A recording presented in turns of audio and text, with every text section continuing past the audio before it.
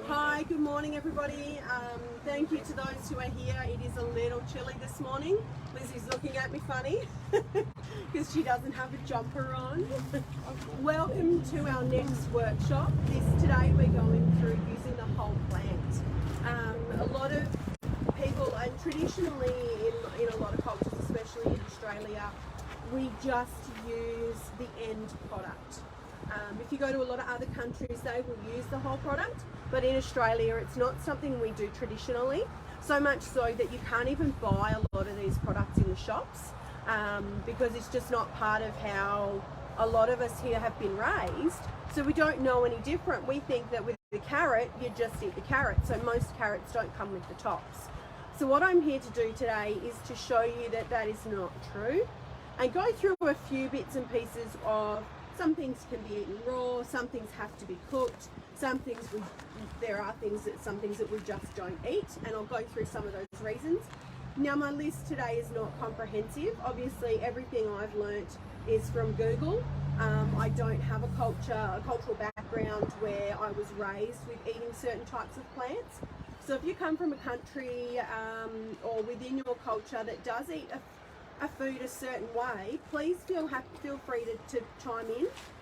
If you're watching live, please tell me how you were raised to eat a product, because the more we can use the entire plant, the less we're going to put into landfill.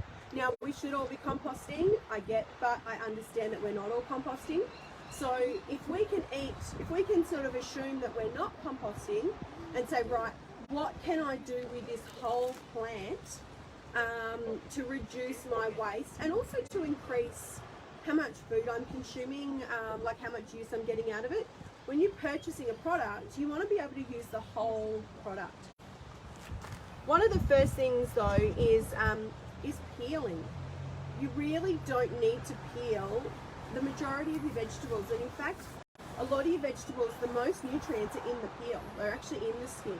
So, things like your pumpkin skin and sweet potato skin and carrot skin, they're full of nutrients. So by peeling those things, you're actually, you're wasting that food, but you're also missing out on some key nutrients from the plant as well. I know in my household, some of our family eats the skin, some of our family doesn't. Things like pumpkin skin, if you roast it, it sort of gets a bit crispy and crunchy, and that's my favourite bit. So, next time you make a roast, try not peeling your veggies. I do still peel my potatoes most of the time, but carrots, pumpkin, sweet potato, I leave the skins on that, and it sort of gives you that little bit of extra food and those little extra nutrients. And if you're going to eat your veggies, you may as well get the most use out of them. So what we're going to do today is we're going to go for a walking tour through the garden, and my camera person Pete is going to just follow me around. So if it is a bit shaky, it won't be shaky for long, it's just while we're moving. So we'll get started here. We're really, a lot of things that we eat, the leaves of the plant are fully edible. So if you have a look what we've got here, to start with, we've got the snake beans on the fence.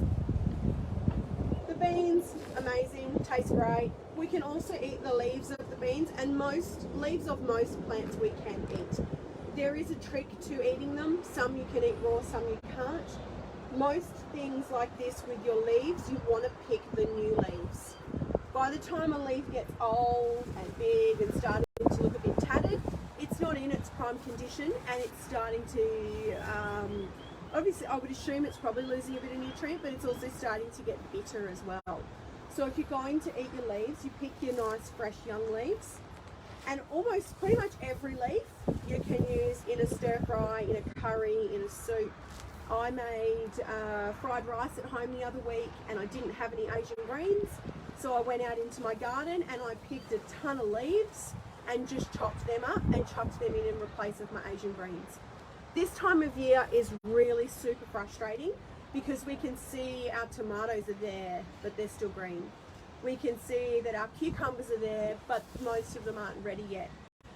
You go to the shops, and at the moment cucumbers are like $3.50 each, and tomatoes are $9 a kilo, and we can see ours are nearly there, and I really get frustrated at this time of year.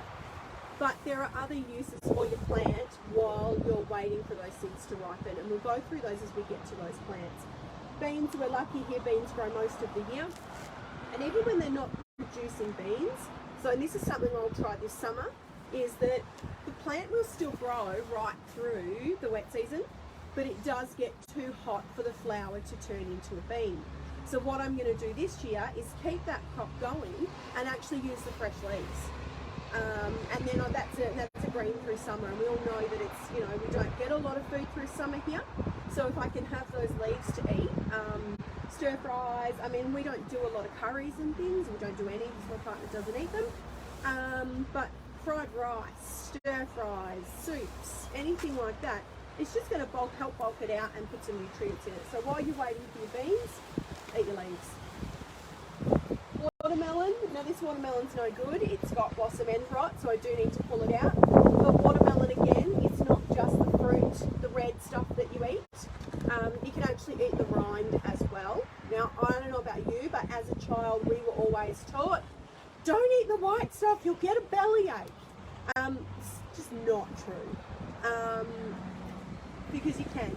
The candy reds, they get really big, so those rinds can be a bit tough. So with those, you can pickle them like a cucumber. Find your own recipe, but that's something that you would have that would be nice and sweet to eat when we don't have watermelons, which around here is not often because they do grow so well. Another one I read this morning was that you can juice the rinds.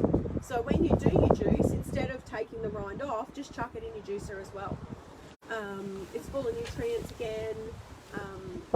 It'll be sweet, and it depends on your variety. One of the varieties that we grew here last year, and I'm hoping some of these vines that are around are those, is called a cream of Saskatchewan. Now they split really easily, so they're not something that will ever be sold commercially because they just don't hold well, but they split really easily because the skin on them, the rind, is really, really soft. And what we did last year, they were so tender that we just ate them, the whole piece of watermelon, and it was really, really nice. So we had zero wastage from that watermelon because we've saved the seeds to plant, we've eaten the fruit, and we've eaten the rind. So that was a really, really good variety for us because we had zero wastage. Now I have read this morning, and some of these things I'm not going to lie to you, there are a lot of these things I'm going to tell you today that I haven't tried myself. This is sort of, I'm slowly expanding my knowledge and my culinary repertoire of how much I eat. So a lot of, and I'll tell you if I've eaten it or not. One I haven't eaten is the pawpaw leaves. Now, from what I've read, you can eat pawpaw leaves in many different ways. They're really, really nutritious and really healthy. If you could do a quick Google of it, it will show you, you know, a dozen different things that eating pawpaw leaves are really, really healthy for. So I guess, you know, the male, if you've got your sexed trees, obviously if you've got your bisexual or hermaphrodite pawpaw, you're going to get your fruit off every tree. But if you've got a male and female tree, the male, obviously he's never going to produce fruit. So you could cut it down, or you can actually just keep it for leaf production. Yeah, so apparently pawpaw tea is good, and teas are really easy to make. Teas, there's a couple of different ways you can do your teas. So obviously at this time of year, everything is really abundant and everything's really fresh, so you would use it fresh. Now this morning we've got some teas brewing out the back. And that's all been used from fresh ingredients. So while you've got them fresh, use them fresh. But obviously a lot of these things are not perennials here because it's just too hot in summer. So what you can then do is dry things. So, and I mean pawpaws we're going to have all year. All the teas that I've done this morning, or that Robin's done for me this morning, are perennial, so we have them all year round here. But things like parsley, apparently parsley tea is a really good one for first thing in the morning, a bit like lemon juice. But most people can't grow parsley all year round, so you would dry your parsley. Same with your rosella, you can dry that and then you can have it in the months that it's not. But while it's fresh, use it fresh, and you steep it the same. It's just into some boiling water and then you strain it off. So teas are a really good way to get those nutrients in. And you can mix around with flavours, chuck a heap of honey in it to sweeten it up like I do. But yeah, so we'll keep moving along here. No, I'm fine.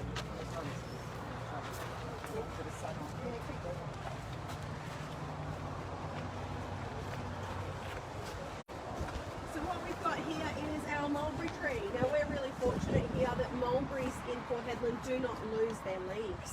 I think pretty much everywhere else in the world, mulberry trees are deciduous, whereas for us here, no, they love our conditions here. But they only fruit twice a year, so what do you do with your tree for the rest of the year? It's a bit useless, really. Well, I shouldn't say useless, but it's in a food producing garden. You know, you want to be able to eat stuff. Now, mulberry leaf is another tea. So again, when you can eat fresh, or if you're in a place where they are deciduous, you can just dry them and store them away. But yeah, a lot of really good health properties for mulberry leaf tea as well. I haven't tried it. And I do know that mulberry is grown in a lot of Asian countries, is eaten in a lot of Asian countries as well.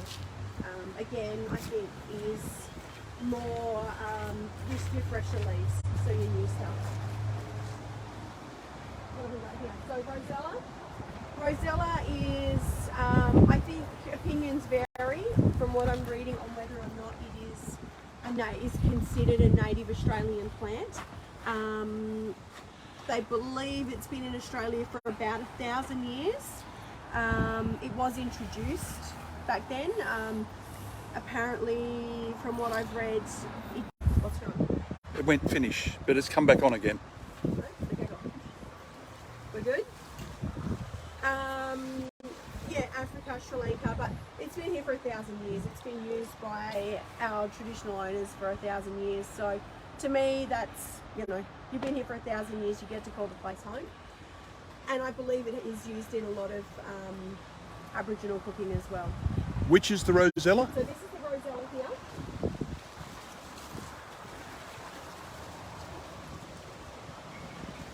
Talking. So the Rosella is part of the hibiscus family. So it does put off that really pretty hibiscus flower. It's a really pretty plant as well. And then the Rosella has a lot of edible properties about it. The most common one is the fruit itself. So this red. Yeah, you can see here. They don't normally look like, oh, actually, sorry, this is a young one. So when they're ready, they'll sort of open up a little bit more. And so different uses is, my kids club kids eat them raw like this and absolutely love them because they are quite sour. And you know, kids love sour lollies. So to kids club kids, this is like a sour lolly. You can eat it just like that. You can chuck it in a salad, anything like that. It's a little bit on the tart side for me, but I don't mind it. You generally don't eat the calyx on the inside, although some of my kids' club kids eat those too. What we do with it, so if we were to make jam, so Rosella jam is the most common thing that we would use it for here in, I guess, Western culture. And I've got some here to sample today. So people who are here in person can have a taste. And what you would do is we use the inside as the pectin, and then we use the outside leaf to make the jam. Yes? Question. What time is the best time to come down today? What for? What time is the best time to come down? Well, we've got the workshop on now until 10 o'clock. Scavenger hunt registration is at 10:15 and it starts at 10:30. And then open harvest is from 11 till 12.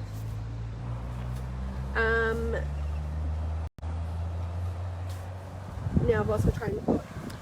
Tea is another one. So Robin's brewed up a tea, a Rosella tea this morning, and we've used the leaves in that.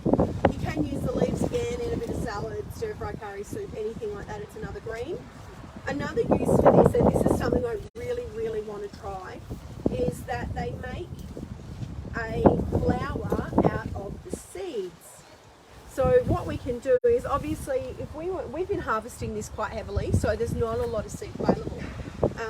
But if you were to leave the seeds on there to dry out, you couldn't give away that many because you'd have thousands of seeds. So what you can do with it is actually make a flour out of it. And it sells, I looked it up online, and you can actually buy it in Australia, and it sells for like $8 a kilo. Excuse me, so it's not the most expensive artisanal flour you can buy, but it's certainly not your $1 a kilo self-raising flour from Coles.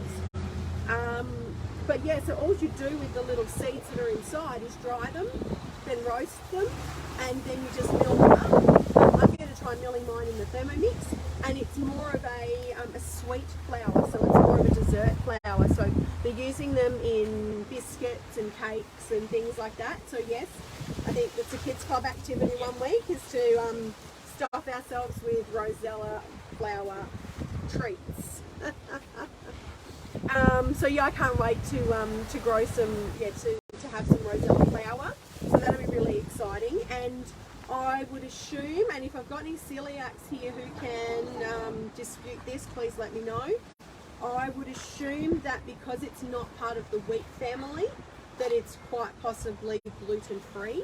I will do some more research on that though and confirm that. Because if that's another flour that celiacs or gluten intolerance people can use, then that's awesome. And it grows here all year round. So Rosella's a great one because it is perennial here. It doesn't fruit all year round, but the plant certainly will keep going and then fruit again another year. This one here. Now this is the moringa tree. And so the moringa tree has a lot of different names. Miracle tree is one, drumstick tree, I can't think of any other names off the top of my head, but there's different cultures call it different things. Now I will say this with a caveat, because there are caveats to some parts of it.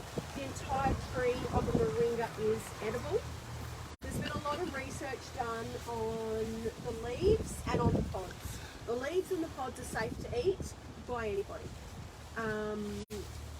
There is a bit of a warning with the pods on a little bit of moderation because eating too much of them can be a diuretic. The leaves are great anyway. You can eat them raw, you can eat them cooked. The most common way to eat the moringa leaf is by dehydrating it and powdering it and then just adding it into your meals. It's basically, it's currently the most nutritious plant on the planet that's currently been researched done. It's native to India and it thrives in poor quality soil with low irrigation, so it's absolutely perfect for Port Hedland. They also put off a beautiful flower, which a lot of cultures eat too. Research that I've done though says that it can be it's not recommended to eat by pregnant women or women trying to conceive, because there is something in it that if eaten in great enough quantities can cause miscarriage. So if you are pregnant or trying to conceive, don't eat the flowers and don't eat the bark or the root, because all three in the wrong quantities or cooked the wrong way can do damage to a fetus. The research I've done though says that the leaves and the pods are fine though, but you know, any pregnant woman would know that you do your own research before you eat things anyway. But that's the research I found. But I'm done having babies, so personally I don't have to worry about that. With the flowers, again, you've got to be really careful with the quantity you eat, because again, it is a diuretic. So they're saying if you're introducing it into your diet, start small and just find your tolerance. With the flowers, they apparently are really nice just done fried. Some of the research I've shown says, so the bark and the root can be a little bit controversial. Depending on where you're from, it's been used as a traditional medicine for thousands of years. I would assume mostly India and a lot of Asian countries, because that's where it's from. There isn't enough research into the bark and the root properties to eat it. If you eat the wrong quantity, if you eat it in the wrong way cooked, can have some very serious side effects, including death. So be very careful if you are going to consume the bark or the root, that you do your research and find out what and how much and how to process it. If you're from a country that eats the bark, I'd love to hear how you process it to make it safe to eat. But yeah, so if you're new to moringa, stick to the leaves of the pods. The pods, so the seed pod is used in curries, stir-fries, soups, all that sort of stuff, and you can just chop it up. I did read this morning, and I want to try this as well, is that you can actually make an oil out of the seed. And you can actually, you don't need an oil press for it, you can actually just do it at home with a pot of water. So that's something I really want to try. If you've made moringa seed oil, I'd love to hear about it.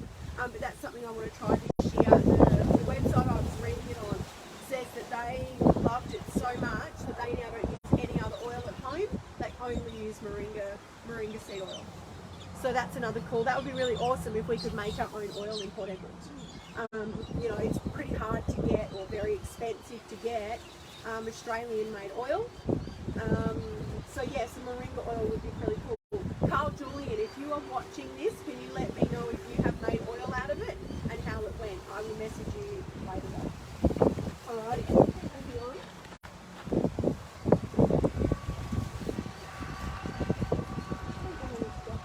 How are we going? It's 9:30. Okay, cool. Alright, so Pete, you might want to come in here a little bit more for me. So in here we've got eggplants. Now eggplants grow all year round here. They grow super well, super fast. We get them, they grow really prolifically here in summer as well. The fruit itself is edible pretty much only when it's the colour it's meant to be. When it starts to go yellow, it gets a bit bitter and it goes into seed production and will fatten out your seeds. So once they start to yellow, you don't want them, but when they're the colour they're meant to be, you can eat the whole fruit, you can eat the seed because they're only soft. I did a bit of research on the eggplant leaf. It is edible, but there's little to no nutrition in it. So from what I've read, most people don't eat them. So you can eat them, they are edible, but they're pretty tough. Like they're thick and so I think, look, if you were starving and we needed a meal today, there'd always be eggplant growing somewhere in Port Edmonds, but you're not going to get a lot of nutritional value out of it. So yes, edible, desirable, probably not. I didn't see anything on taste. It was just more, not much nutrition in it, so why would you bother? The other thing we've got in here is some silver beet, which we know we can eat the whole amount of silver beet. The other one is some marigolds. So marigolds, we have, I grow predominantly in the garden here for pest control. They do help with nematodes in the soil, and certain varieties of marigolds will actually attract caterpillars and then they'll leave your other plants alone. Can you point to the marigold? So marigolds come in lots of different styles. This one here is called a court jester marigold. It's the first time I've grown that. So it does look a bit different to the ones I normally grow. But with this one, I'm not sure about the leaves, but the petals are edible and eaten in high-end salads in fancy restaurants. You'll see marigold leaves in salads and things, so they are edible. I prefer to leave them in the garden though because they're my pest control. Alrighty, that was a quick one.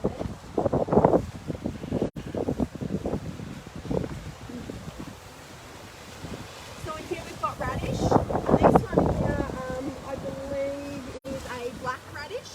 And so most people would just eat the actual radish, but the leaves are fully edible as well. Excuse me, oh, a little rust. The leaves actually taste quite a lot like rocket.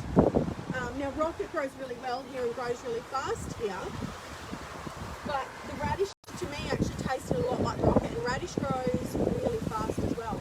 So you could actually have your full crop with that. So if I personally don't like radish, and I don't really like rocket, but I quite enjoyed the leaves on this morning when I had a taste. They've got that peppery taste, but it wasn't too spicy. So yeah, when you're harvesting your radish, you can eat your leaves as well, so that's another full tip you can eat. Lemongrass, most people are familiar with lemongrass. go to the shops and buy lemongrass, you'll only get the stalk. Now the full part of it is edible. I know some people will use the top parts here as like a bouquet garni sort of thing. You just tie it up and chuck it into your curry, and the flavour's the same in the leaf as it is in the bowl, but it's just not, I guess, as tender and as juicy. So if you wanted just the flavour out of the lemongrass, you chuck the top bit in, and then you just remove it before you eat it. Another really good way is to have it in tea. Now that's how I eat pretty much all my lemongrass, because my family don't like lemongrass, so I just have it as tea. You can dry it or you can eat it fresh. Today we've just chopped the whole stick off, chopped it up and chucked it in some water to steep.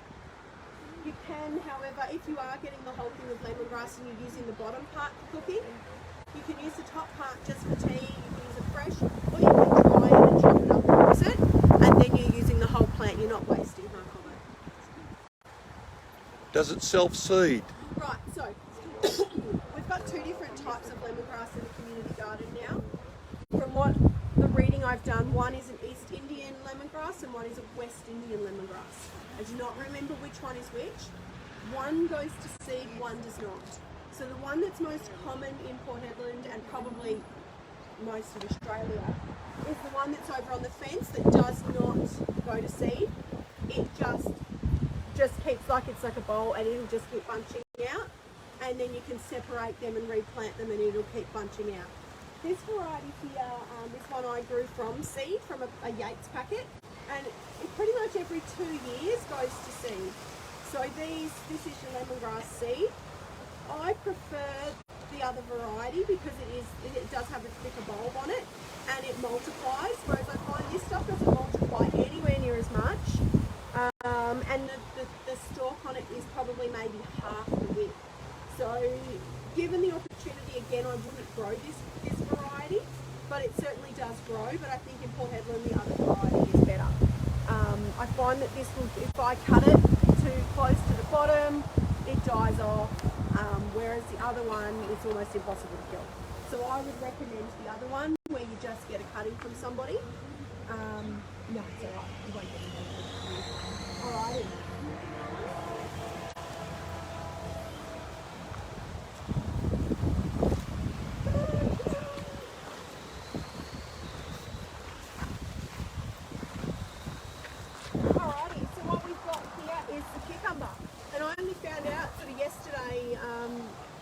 I sort of knew, but confirmed it probably this morning, that you can eat the leaves of your cucumber plant.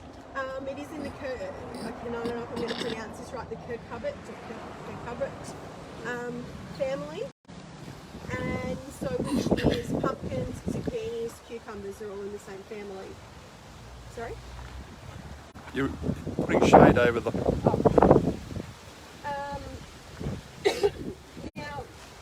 Again, the big leaves would be edible, but they're probably a bit bitter by now. So you find your tips and you get your new leaves off here. Now, I actually had a taste of this morning and it was absolutely beautiful, and is something I will now instantly add into my diet, is cucumber leaves. They were really, really nice. And I may as well eat them before the caterpillars. So yeah, that's a really good use for your cucumbers. Obviously cucumbers can take a while before they're ready, and we've just got this plant sitting here, but we can eat the leaves and they were really, really yummy. I've got some dill in here as well. Dill, you eat the whole, yes. The white crushed eggshell. Just wash it off. What's it good for? Old wives' tale says that crushed eggshell will keep the caterpillars off. I personally don't believe it, but I had an absolute truckload of crushed eggshells, so I brought it in and let the kids go wild with it on Tuesday, and as you'll see as we go around, it is absolutely everywhere. Lizzie's hair butt. Lizzie is one of my kids' club children as well as a supervisor. She's quite often the start of the shenanigans, so I'm okay with that. Calcium eggshells are a really good calcium addition, so I powder mine in the Thermomix, Eggshells are another one where it's the only waste we produce. So if we dry them, we can use them again, and then we've used the entire part of the egg. So I just leave mine on the bench and they dry out pretty quickly, and then I put them through the Thermomix and put them into a powder. Not quite as fine as flour, but only because I'm too lazy to let it milk for that long. And your eggshells are just basically pure calcium. So adding them back into your soil or into your compost is a calcium addition. If you add a whole eggshell to your compost, in 20 years time it will still look like an eggshell because it is calcium, it is essentially bone. It just is not going to break down unless you do it for them. So the smaller you can break it down, the easier it's going to use. So if I powder it and then hose it in, it just dissolves.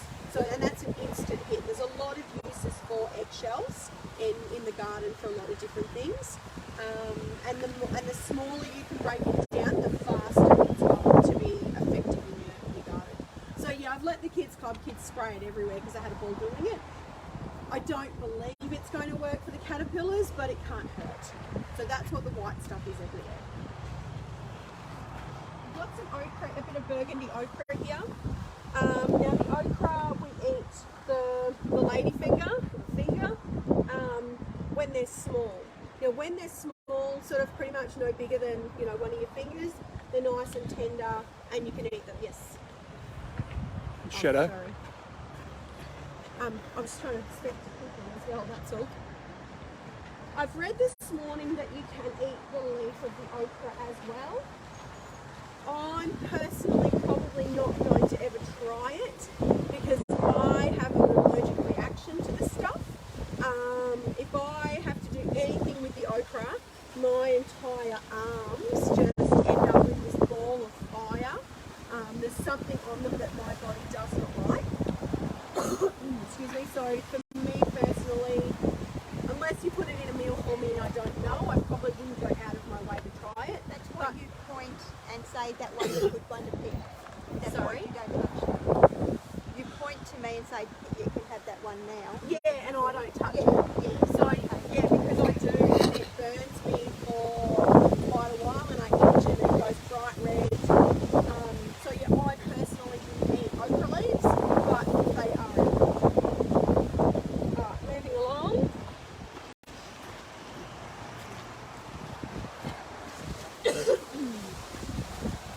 So in here I've got some more eggplant. We've already been through the eggplant.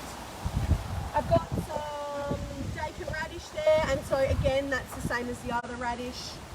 So it's just this one here, Pete. You eat the root, but you can also eat the leaves. Now I believe that daikon radish is the leaves for that, if you can get enough, will make a really good kimchi. I've not tasted kimchi, but I've heard from somebody that does make it, that the daikon radish leaves make a really good kimchi. And they're actually really quite fast growing here in Headland. So if you can get yourself some seeds, they're a good one to grow and then eat. I've never tasted daikon radish, but I've been assured that it's a really good vegetable to eat, and I know that it's on the low carb scale. So I know a lot of people that eat keto will eat daikon radish instead of potato. Alrighty, up the tree here, and Lizzie, I think this was you guys. I think you might have damaged the branch the other day on Tuesday when you picked, because it's all dying here. Oh. So up in the tree here, in the mango tree, it is absolutely full of loofahs. We've got the loofah growing up along the fence as well. Loofah grows in Port Hedland all year round. It doesn't produce a lot of fruit over summer, but will still produce a little bit. But as you can see, I'm not sure if you can see on the video, it is, now that the weather's cooled down, it is absolutely loaded. Like, I reckon we have to have somewhere between 30 and 50 loofahs on here hidden, I reckon. And there's a lot of different uses for loofah. When the loofahs are small, you actually eat them, and you eat them like a zucchini. You can grate them up and use them like we would with grated zucchini. You can use them in curries, stir fries, soups.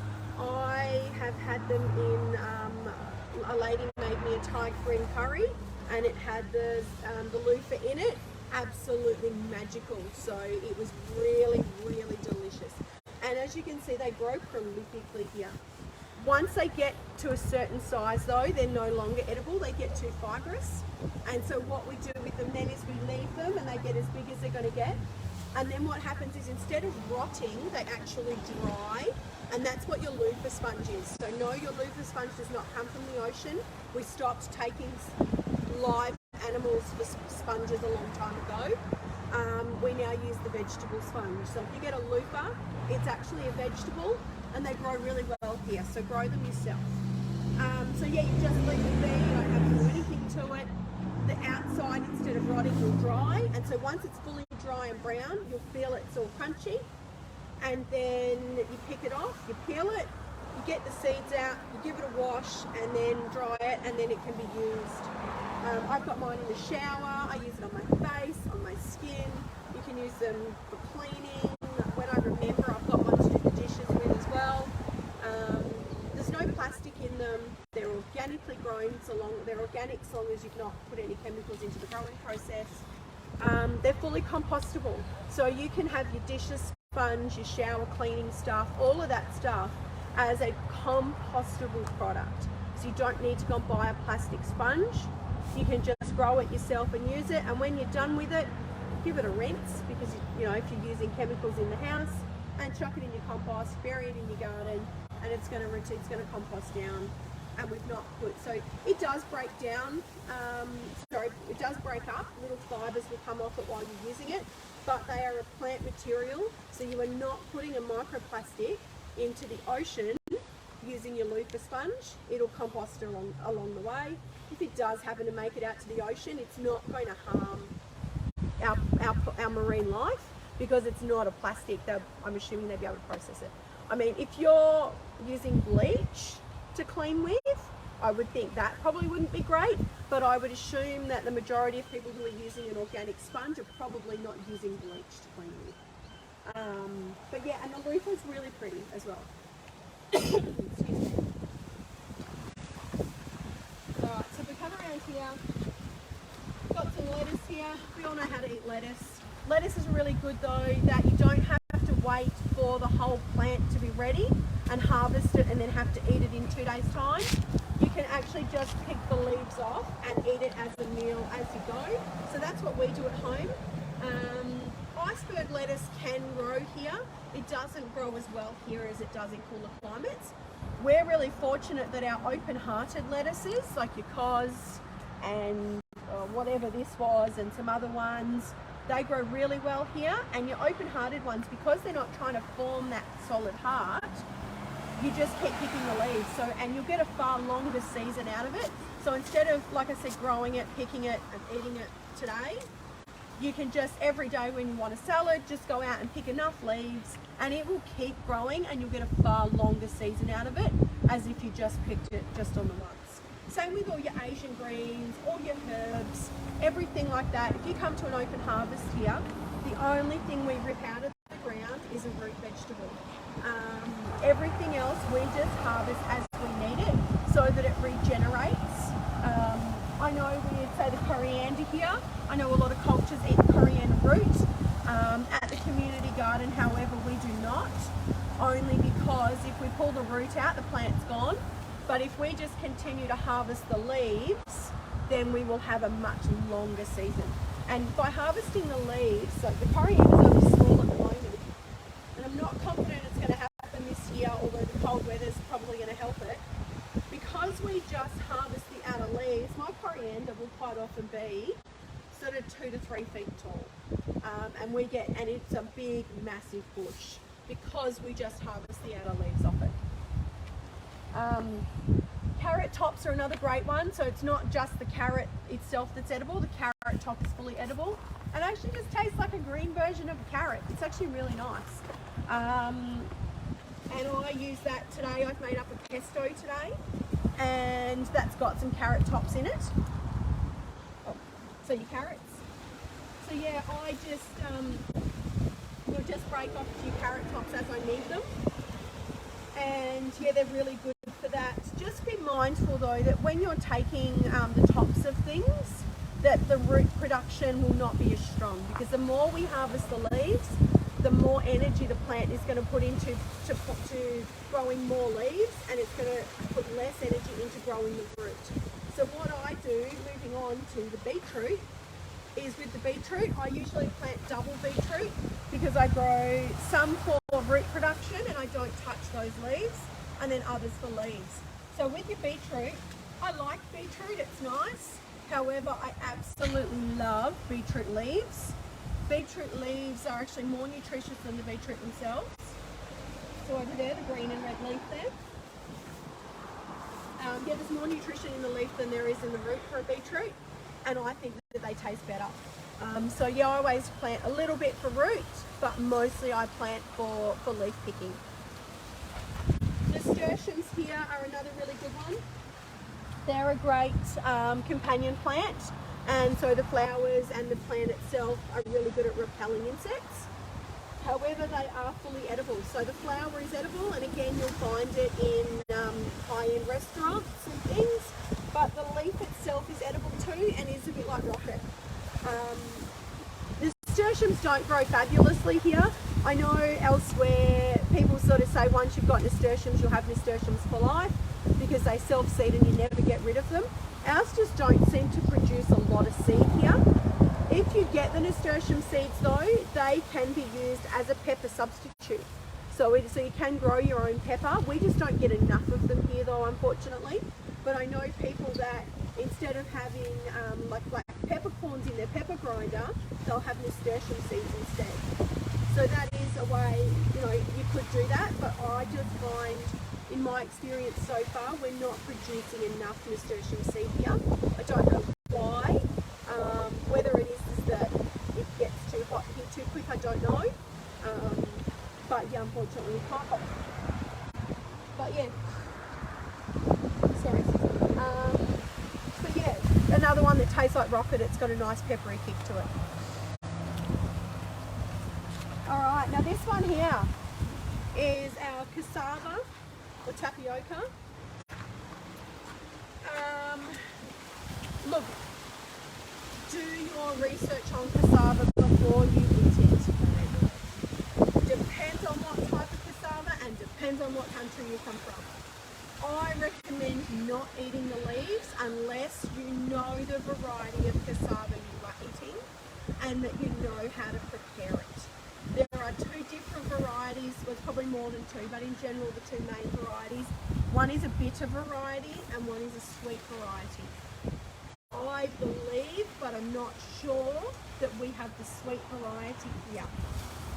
The bitter variety, if eaten in too much quantities and prepared incorrectly, will kill you. It has arsenic in it. So be very, very sure of what you're eating. My general go-to, because it's not a cultural food for me, is do not eat it. I know people that eat it, but it's a cultural food. They've been taught for generations how to prepare it and how to cook it and how to eat it. So unless you are 100% certain on the variety you have, do not eat the cassava leaves. In saying that, somebody told Baden to eat some at Kids Club and he did, and he ate it raw. He said it was nice, and he didn't die. Didn't tell me till after. He goes, "Oh Mum, what do you mean the cassava's poisonous? I ate some today." I'm like, "What do you mean, mate?" "Yeah, there was somebody here that said eat the cassava leaves, so I did, and they tasted really good. How are you feeling, mate? Are you okay?" Because he's like, "What's going to happen to me?" And I'm like, "Oh, I don't know, but if you start to feel sick, let me know and I'll take you straight to the hospital."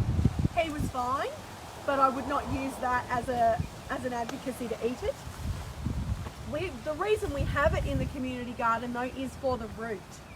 So the root itself is edible. Excuse me. Again, you do still have to be careful how you prepare it. Like I said, I'm fairly certain in Port Hedland we have the sweet variety. If you know for sure, can you let me know just in the comments if we have the sweet or the bitter? The bitter, you've got to be careful. You've got to, with the bitter variety, you have to soak it for a few days before you can cook it because it does still have a certain level of arsenic in it.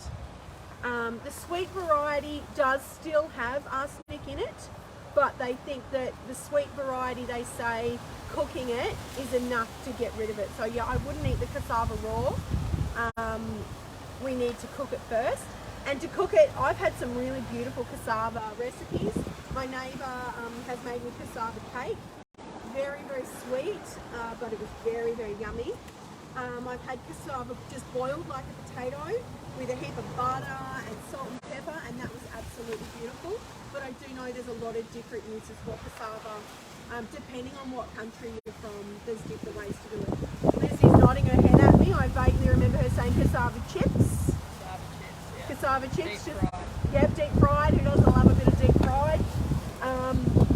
But yeah, so that's my biggest warning plant here, is unless you know your cultural appropriate ways to cook this, do not touch the leaves.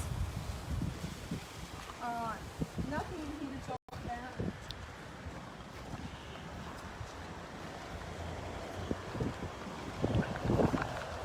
Again, we've got some zucchini in here. Excuse me. Zucchini, and we eat the fruit. You can also eat the flowers. Eat the female, sorry, not the female flowers, eat the male flowers only. If you pick the female flower, it's not going to produce your actual zucchini. So you eat your male flowers. Make sure you've done your pollination first. I've not tried them before, but I've had many, many people tell me they are absolutely beautiful. Excuse me. Some recipes that I've looked up online is mostly that you stuff them with some kind of cheese and then fry them. So that's something that I want to give a try to this year, because I have a bajillion zucchini plants at home. So I want to give it a go this year to fry some zucchini flowers. You can, like I said with the cucumber earlier, they're in the same family, so you can eat the new shoots and the new leaves. 10-2. Sunflowers. We can actually eat, apparently, all parts of a sunflower. So it's not just the kernel inside the seed. You can actually eat the seed as well. When I eat sunflower seeds from the garden, I eat them straight with the seed. I don't even bother to dry them. I just pick them and eat them fresh, and they're not bad. Toasted with a bit of salt and a bit of oil would probably be better, but just as a bit of a snack is totally fine. You can eat the leaves. You can even eat the stalk of them as well. Apparently the stalk tastes a bit like celery, and that's how you would eat it, like celery. I haven't tried it though. I did try one of the leaves yesterday. Not my cup of tea. But I think from what I read though, like you can eat them raw, but again, best to eat them cooked. I think it was the sunflower leaves, I said to boil them for a couple of minutes and then fry them with some garlic and some butter. But what doesn't taste better with garlic and butter?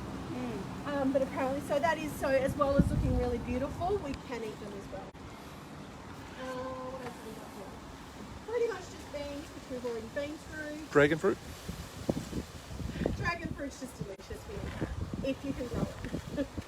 I don't know, I didn't even think to do any research on the dragon fruit. I forgot it was here. I don't know if you can eat the cactus part. If you can, let me know. It's full of spikes, so you probably want to be pretty hungry to give it a go. Alright, we've got a little bit left that we can go through.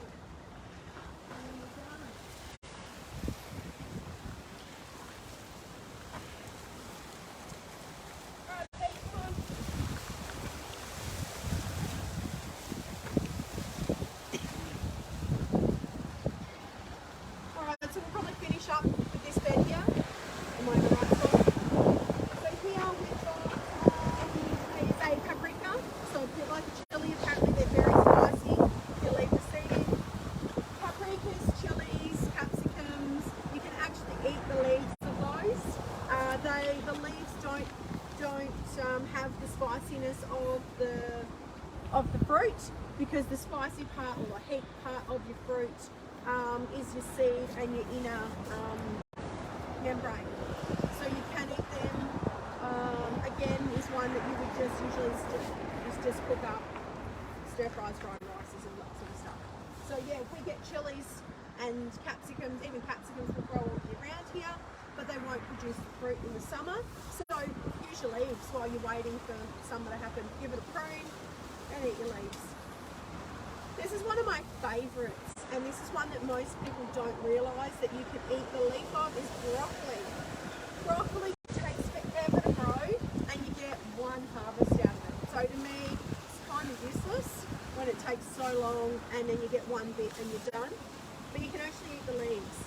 Now, if you have a look, next time you're at the shops, go and have a look at your fancy pre-packaged salad and read the ingredients list. You will find broccoli leaves and beetroot leaves on it. Now, these were a product that were a byproduct until only a few years ago. Now they're a gourmet salad. You can eat them, if you're going to eat them as a salad, you would just eat your new, again, just eat your new leaves. If you're going to use it to cook, you can use any, because you're going to, the bitterness goes away with cooking. I use broccoli leaves a lot. I really love the broccoli leaves. They're a brassica, so it's basically a little bit like eating the kale, with a different flavour, but you're getting another use out of that same plant that's going to sit here for months and just rot otherwise. I reckon that's probably about it for today. So thank you very much for joining in, and if you've got any questions, ask them on the thread and I'll get back to you. Not today, because today is going to be busy. If you're coming down for the scavenger hunt, registrations start at 10:15. Come and get some free plants and come and play. Otherwise, I've got open harvest at 11 till 12. Thanks for joining, and I'll see you next time. Finish. Thank you. Nice work.